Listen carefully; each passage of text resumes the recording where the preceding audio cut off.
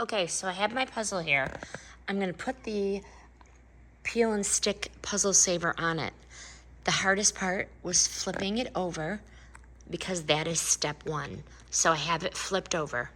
Each box has 6 of these peel and stick sheets, 6 of them. So I'm going to decide how many I need to use, and then I'm gonna do the next step.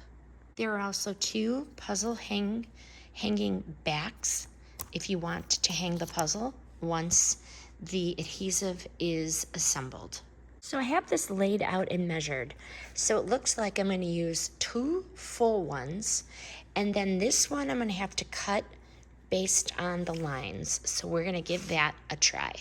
Okay, so I have the one piece cut. Now I'm going to peel it, and it says peel from here. So I'm starting to peel it, and this is what it looks like. And then once I get it peeled, I'm going to stick it on. First one is on. It is secure. Now I'm gonna do the second one. The second one is down.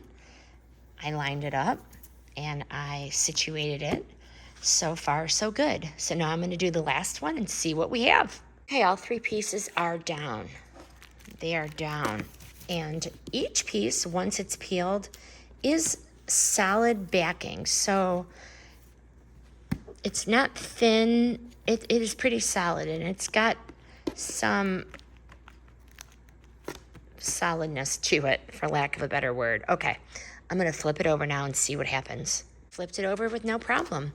So here it is. Look, I can move it. The pieces are not gonna fall, and I'm very pleased. How nice. Now I'm gonna frame it, and then I'm gonna hang it in the lake house. So I definitely highly recommend these peel and stick puzzle savers.